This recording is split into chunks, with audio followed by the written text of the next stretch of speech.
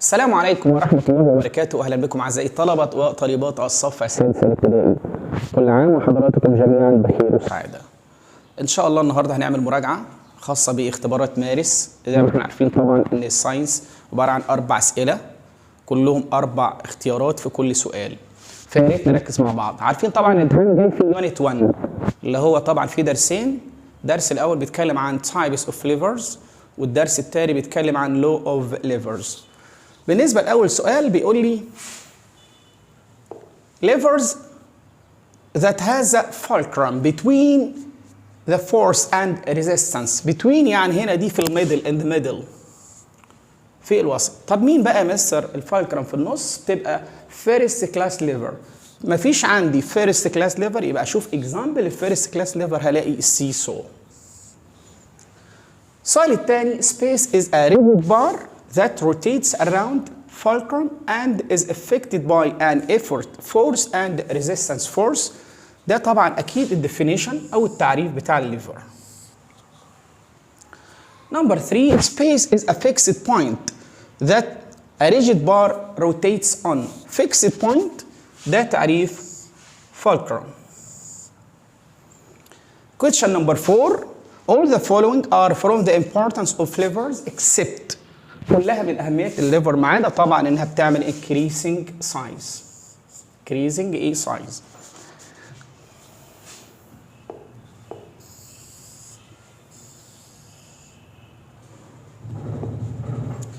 Question number 5 tweezers are used to pick up very small object. Question number 6 all of the following are from importance of levers except ايه بقى؟ except decreasing the speed. Question number 7 from the levers that are used to avoid dangers. هنلاقي طبعا الكول هولدر. Number 8 space is or are used to pick up very small objects. هنلاقي التويزرز. Question number 9 the effort force and resistance force are measured in. يعني اليونت that used to measure effort force and resistance force هتبقى ايه؟ اليونت.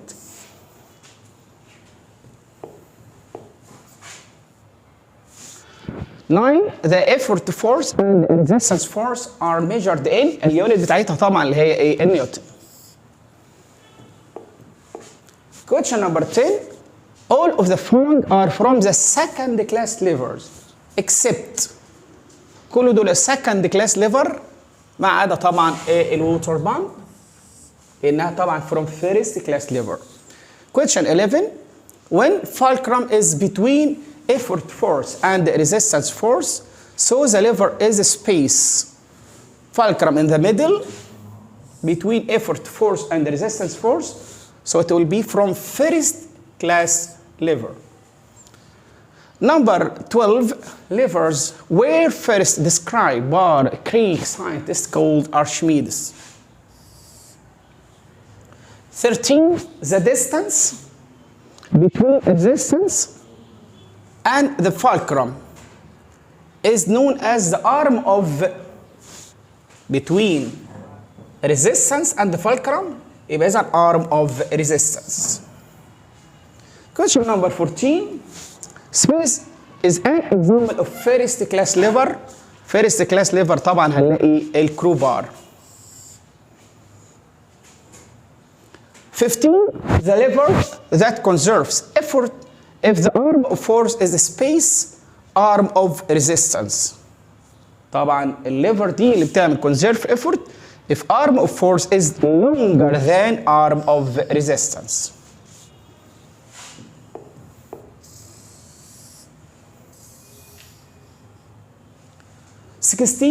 force times its arm equal resistance times its arm. ده طبعا law of levers. 17 a lever where the resistance lies between effort force and fulcrum يعني هنا resistance the middle يبقى طبعا from second class lever.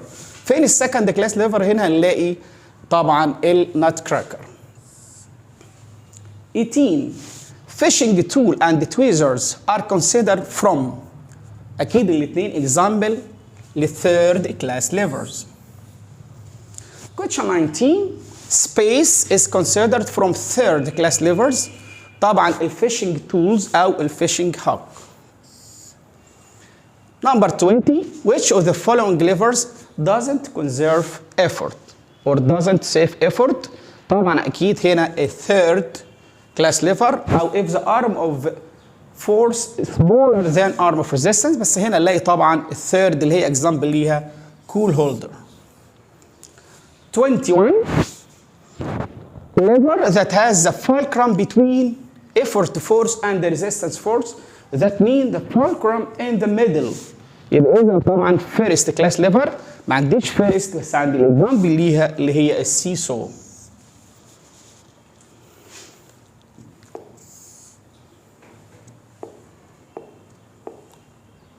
whatever.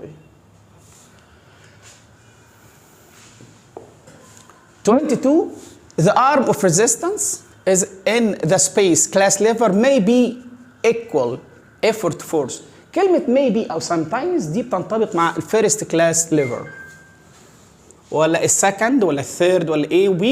طبعا دائما الارم اوف ريزيستنس in the space class lever may be equal in the first class lever. Number 23 effort force arm is always longer than resistance arm.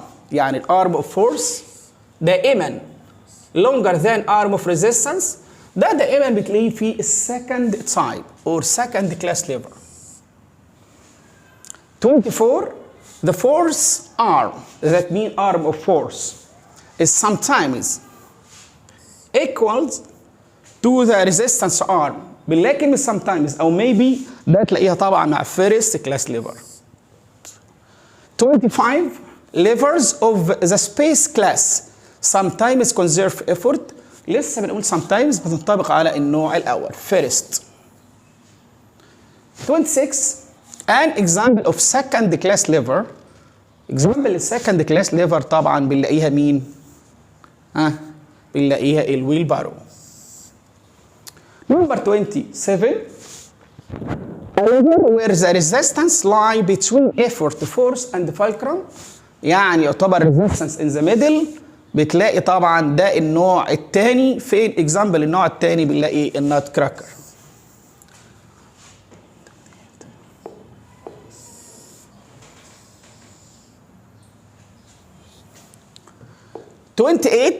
space class lever always don't conserve effort.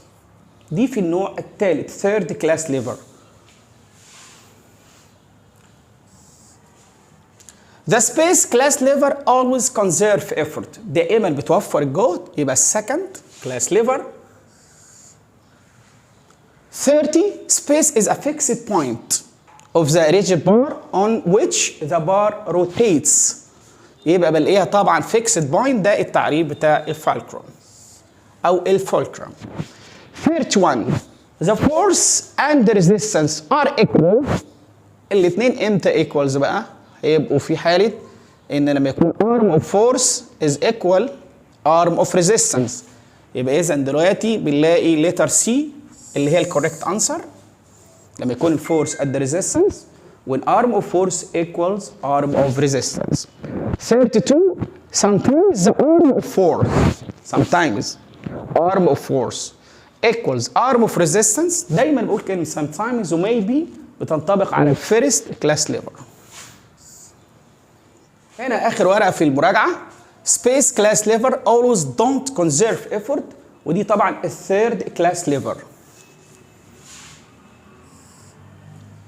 effort force arm is always longer than resistance arm. دي بتبقى دائما طالما قال لي always يبقى في النوع الثاني second class lever.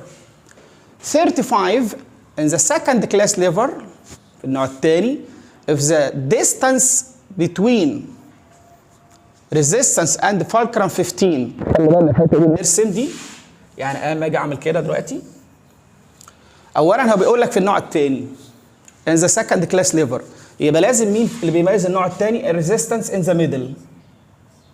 طبعا middle between fulcrum and effort force. تمام؟ في النوع الثاني دائما الارم of force is longer than always longer than arm of resistance. هنا بيقول لك in the second class lever if the distance between distance resistance and fulcrum 15.